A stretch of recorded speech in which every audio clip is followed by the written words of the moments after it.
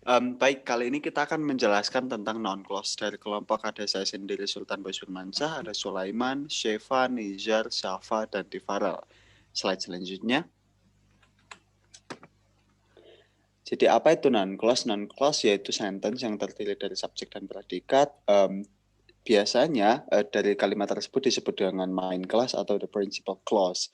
Nah, satu sentence yang disebut main clause tersebut juga biasanya disebut dengan subordinate clause. Nah, subordinate clause sendiri terdiri dari the principal clause yang biasanya juga disebut dengan subordinating conjunction. Terbagi tiga, non clause, adjective clause, dan adverb clause. Untuk kita kali ini akan membahas tentang non clause. Jadi apa itu non-clause? Tadi sudah saya jelaskan. Sekarang tampilannya ialah contoh. I know that she left for dance class in the morning. I know sebagai main clause, non-clause yang diterangkan oleh main clause. Jadi apa yang diterangkan adalah who, siapa, dan what adalah apa sebagai subjeknya. Slide selanjutnya. Beberapa beberapa kata yang biasanya mengawali dengan clause yaitu ada that, what, if, whether, dan selanjutnya. Contohnya ada di bawah ketika contoh tersebut. Slide selanjutnya. Mungkin ini slide yang keempat yaitu bagaimana fungsi non-clause. Ada subjek sebagai verb, sebagai objek verb, sebagai objek participle, preposisi. Selanjutnya. Ada sebagai infinitive, adjective complement, complement of a verb in complete predications, dan aposisi. Slide selanjutnya dijelaskan oleh Sulaiman.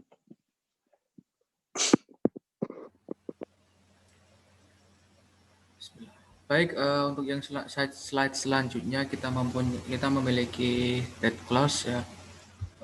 Penggunaan dari clause ini ya, klausa ini yaitu ada sebuah noun plus that, yaitu klausa yang untuk mengekspresikan opini dan juga perasaan tentang possibility dan certainty.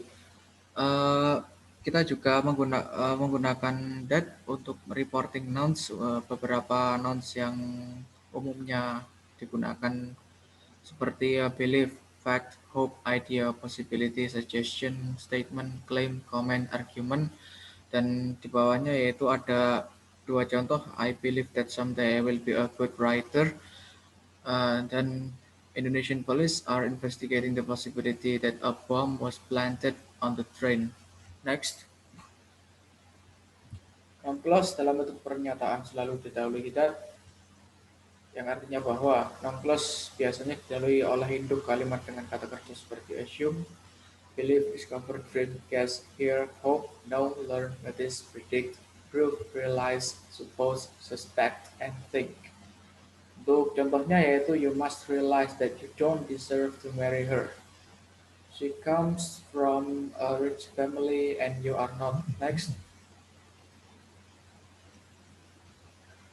Klausa noun yang didahului dengan question word atau biasa disebut dengan embedded questions, yaitu seperti contoh yaitu what did he say, when do they arrive. Di sini does, did, dan do digunakan sebagai question ya, pertanyaan, kan sebagai klausa noun. Tapi beda lagi kalau di contoh yang ada di kanan ini, I couldn't hear what he said. Do you know when they arrive? Klausa noun yang datang setelah main verb dalam sebuah kalimat, hear, know, jangan gunakan pertanyaan ya, question word order dalam sebuah noun clause. Gunakan question word plus subject plus verb order, dan tetap samakan tensesnya yaitu past dan present in the seperti yang ada seperti pada contoh yang di atas. Next. Dan untuk contoh yang lebih lanjut yaitu di sini kita punyai where does Anna live, what should they do, how long has Amir been living here, whose house is that, Dan contoh ya seperti yang ada di kanan ya, I don't know where Anna lives. What they should do is obvious. I don't know how long Amir has been living here. I wonder whose house that is. Okay, next. Okay, for the next slide will be presented by Nizar. Okay, the next class is about if clause. If clause is separated by three types. Salah satunya yaitu condition possible to fulfill. Tipe kedua yaitu condition entirely possible to fulfill. Yang ketiga yaitu condition not possible to fulfill or too late. Nah, di bawahnya bisa kita lihat sendiri yaitu ada rumus dari if clause. Rumus pertama yaitu simple present, will, future, or modal plus infinitive. Lalu tipe kedua memiliki rumus yaitu simple past, would plus infinitive. Lalu yang ketiga, tipe ketiga past perfect, would plus have plus past participle. Next slide. So ini contoh dari if clause at the beginning atau if clause yang berada di depan kalimat. Nah, tipe satu ini bisa kita lihat sendiri yaitu if I study, I will pass the exam. If I studied, I would pass the exam. If I had studied, I would have passed the exam. Bisa dilihat sendiri yaitu if clause-nya ada di awal kalimat lalu diikuti dengan kalimat selanjutnya. Lalu yang ketiga yaitu if clause at the end atau if clause di akhir kalimat.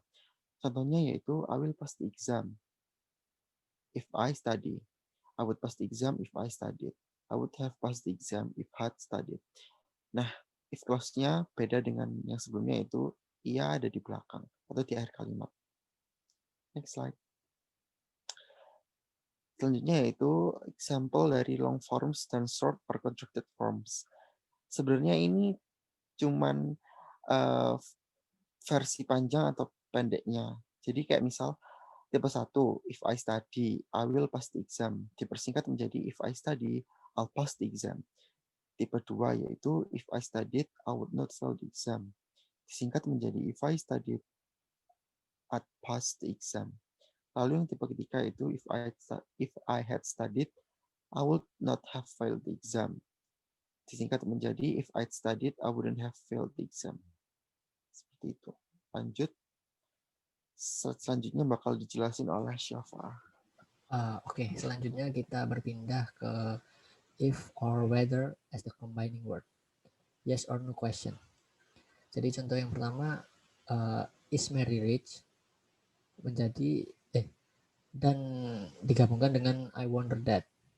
Dan jika digabungkan itu akan menjadi I wonder if Mary is rich. Dan subjeknya sebagai Mary, verbnya is. Selanjutnya, will he come? Gabungan dengan I don't know the answer. Maka hasilnya adalah I don't know whether he will come or not. Subjeknya sebagai he dan verbnya adalah will come.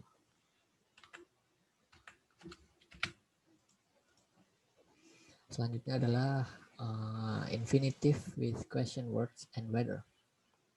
With a question, contoh yang pertama, I wonder how to do this homework. Dan ini akan menjadi I wonder how I should do this homework.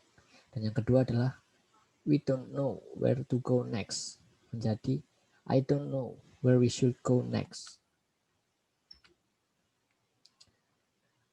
Selanjutnya with whether. Contohnya she can decide whether to stay or go. Menjadi she can decide whether she should stay or go. Selanjutnya Tom didn't know whether to answer the phone or not. Menjadi Tom didn't know whether he should answer the phone or not.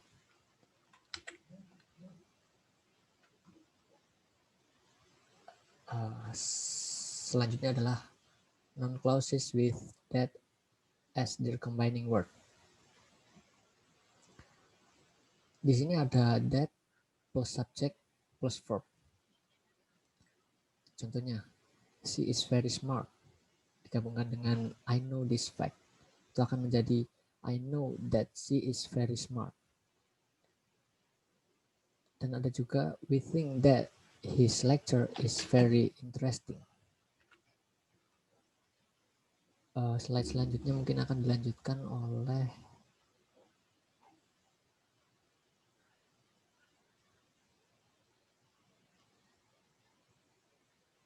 Halo? Di Farel. Oke, di sini ada that that is sama it is that. Yang pertama ada he doesn't know the rule.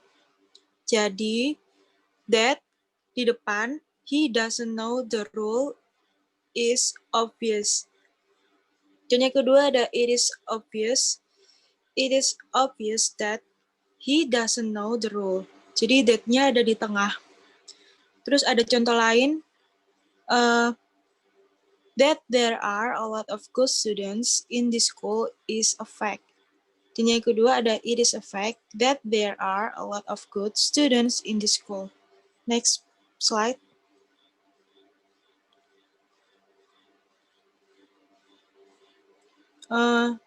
Sequence of tenses.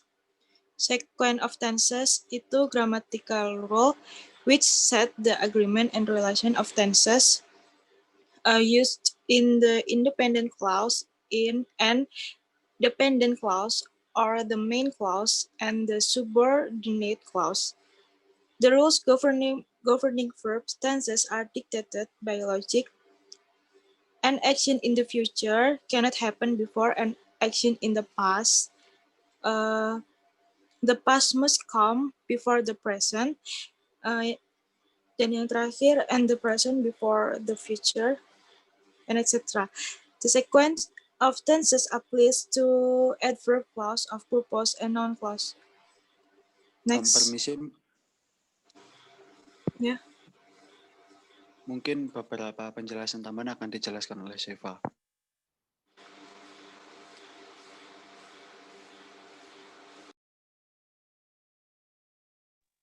Yes, please back to the previous slide. Sequence of tenses. Jadi sequence of tenses adalah grammatical rule atau peraturan-peraturan untuk membuat kalimat which set the agreement and relation of tenses. Jadi dia itu memparalelkan atau agreement itu dan menghubungkan tenses-tenses tersebut yang menggunakan independent clause or dependent clause. Atau main clause atau klausa utama dan subordinate clause adalah klausa yang mengikuti atau klausa di belakangnya. Terusnya yaitu sudah disebutkan oleh Farel tadi, sequence of tenses itu menggunakan rules yang logis. Jadi action itu harus terjadi secara berurutan. Yang mana yang terjadi di masa lampau, masa sekarang, dan masa depan itu harus berurutan. Seperti itu. Selanjutnya, by understanding the sequence of tenses, it will help us to the following things. Jadi ini adalah keuntungan atau kalau kita ngerti sequence of tenses, kita itu akan terbantu saat satu, it helps us explain what someone said. Jadi dia membantu kita untuk mengerti apa yang seseorang jelaskan atau katakan. And their quotation, contohnya itu, someone says, I get a new car. Atau she or he got a new car. Ini ada contoh direct sama indirect. Kalau direct itu biasanya ada seseorang itu bilang kalau bla bla bla, ada peniruan. Kalau indirect ya dari sudut pandang orang yang bilang tersebut. Yang kedua, it helps us with conditional sentences. Jadi dia membantu kita saat ada kalimat conditional yang biasanya ada if-nya itu. Terus yang terakhir, if you could take me home, I would be grateful. Ini contohnya, if you could take me home, I would be grateful. Jadi kalau kamu bisa nganterin aku pulang, aku akan sangat berterima kasih. Tuh. Yang terakhir, it helps us make sentences using word wish. I wish I could go with you. Ini contohnya. Next. There are some basic rules to the sequence of tenses. Jadi ini adalah beberapa peraturan dasar dari sequence of tenses itu sendiri. Yang pertama, a past tense in the main clause is usually followed by a past tense in the subordinate clause. Jadi, jika ada klausa yang berbentuk past atau menggunakan past tense, baik main clause-nya atau subordinate clause-nya itu harus sama-sama pakai past tense. Contohnya, she said that she would come. Said and would itu sama-sama past. Jadi dia harus paralel. Terus kedua, ini exception. Exception ini gimana? Kalau misalkan ada past tense, tapi kok subordinate clause-nya nggak pakai past tense, itu kenapa? Nah, itu karena subordinate clause-nya ini expresses a general fact, atau dia itu mengatakan sesuatu yang fakta yang konkret, yang tidak bisa diganggu-gugat. Contohnya, the teacher told us, told itu verb past tense, that the earth moves around. Moves itu kan present tense. Itu contohnya. Tapi kan itu the earth moves around itu fakta konkret gitu loh. Sudah teruji secara ilmiah. Begitu. Next.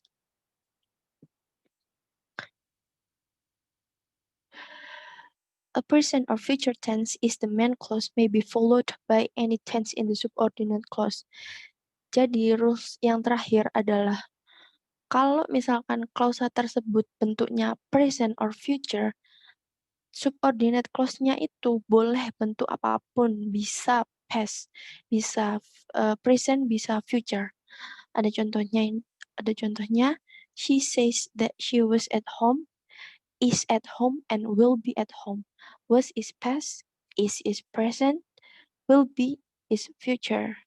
Terus yang bawah itu adalah contoh future tense-nya. Sama verb-nya is, was, will be,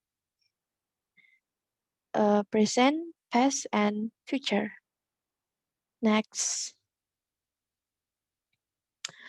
Oke, saya rasa itu semua yang sudah kita jelaskan. Maaf jika ada kesalahan. Dan terima kasih sudah mendengarkan. Thank you and see you.